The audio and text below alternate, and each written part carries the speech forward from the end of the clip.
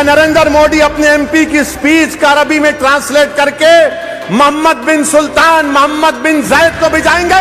क्या तुर्की के एर्दोगान को भिजाओ? देखो हम इस तरह भारत की नई बिल्डिंग में हमारे पार्टी का एमपी ने मुसलमानों को इस तरह कहा है। एक दिन आएगा जब भारत की पार्लियामेंट में किसी मुसलमान का मॉब लिंचिंग हो जाएगा। तो हिटलर की हुकूमत में लिखा जाता था यहूदियों से बच के रहो, ये जर्मनी के लिए खतरा है। आज यहूदी लफ्ज को निकाल दो, मुसलमान लिख दो उस पर। कि भारत की पार्लियामेंट में एक बीजेपी का एमपी एक मुस्लिम एमपी को बकवास, गंदगी, गाली देता है। एक एक बात, मैंने क्या क्या बात बोलता है। लोग कह रहे हैं नहीं पार्लियामेंट में नहीं बोलना चाहिए था। अच्छा, पार्लियामेंट में नहीं बोलना चाहिए था? बोले कि नहीं उसकी जबान खराब थी। अच्छा, जबान खराब थी? अरे ये तो अवाम का नुमाइंदा है ना, तुमने इसको वोट डाला। जब अवाम इतने लोगों को मार रही है, जुनैद नसीर को जला रही है, नूह में घरों को 300-350 घरों को बगैर कानून के ड्यू प्रोसेस को फॉलो किए घरों को तोड़ दिए, धर्म संसद में गालियां दी जाती हैं मुसलमानों को, रेप की धमकियां दी जाती हैं, तो ये तो तुम्हारा नुमाइंदा है। उसने गालियां दी, अच्छी जबान इस्तेमाल नहीं की। उस बीजेपी के एमपी ने, अरे वो तो गोडसे की बात कर रहा था, वो नाकाबिल कबूल है। हम तो रोज सुन रहे हैं ना इनको गाली। मैं जानता हूं, मेरी उम्र 8-9 साल या 10 साल की थी। हमारा घर हैदरगुड़े में था, पुराना घर। वहां पर हर कोई आरएसएस के लोग, जब कोई जुलूस होता तो हमारे घर के पास आकर पुकारते, सलाहुद्दीन ओवैसी कब्रिस्तान या पाकिस्तान। मैं और अकबर, हमारे एक ताया वहीद भाई जो बड़े ताकतवर थे, उनके साथ बैठते थे। वहीद भाई लकड़ी लेके भागते, ये 25-30 फीट छोड़ के भागते। हम सुने, मैं सुना हूं मेरे कानों से, आज मेरा बेटा सुन रहा है ये। मैं समझा कि शायद मेरी जिंदगी में खत्म हो जाएगा, मगर मेरी औलाद सुनेगी, आप सुनेंगे, बच्चे सुन रहे हैं। याद रखो मेरी इस बात को, एक दिन आएगा जब भारत की पार्लियामेंट में किसी मुसलमान का मॉब लिंचिंग हो जाएगा। वो दिन दूर नहीं है, अब वो दिन दूर नहीं है।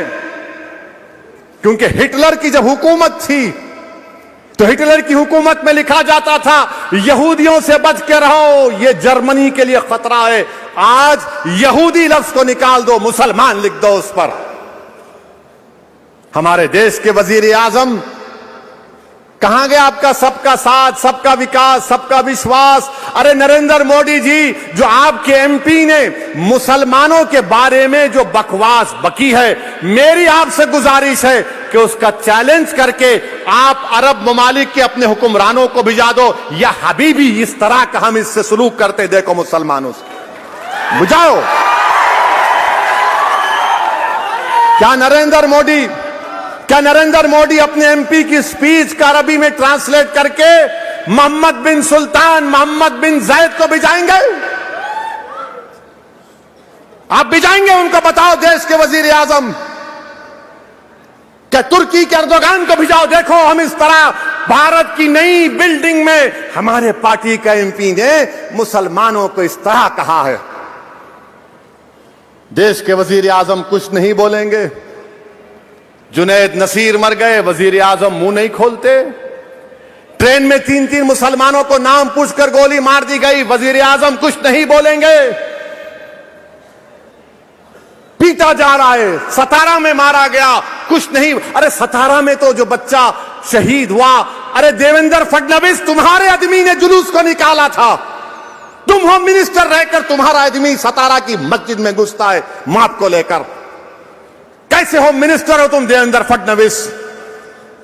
मगर हमारे वजीर आजम ने इस मुल्क में एक माहौल को पैदा कर दिया कि नफरत करो और राज करो, नफरत करो, वोट हासिल करो,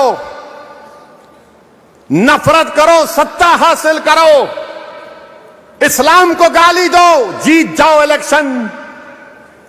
इस्लाम को गाली दो और प्राइम मिनिस्टर, सीएम, मिनिस्टर बन जाओ। मुसलमानों को पीटो और इख्तिदार पर आ जाओ। अरे ये कब तक चलेगा नफरत? ये याद रखो, ये नफरत खत्म अगर नहीं हुआ, ये जो आग लगा रहे नफरत की आग, याद रखो ये नफरत की आग में सब आ जाएंगे। हम मरने से कभी नहीं डरे, ना कभी डरेंगे इंशाअल्लाह ताला। हम अल्लाह के नाम पर जीते और अल्लाह के नाम पर मरने वालों का नाम मुसलमान है।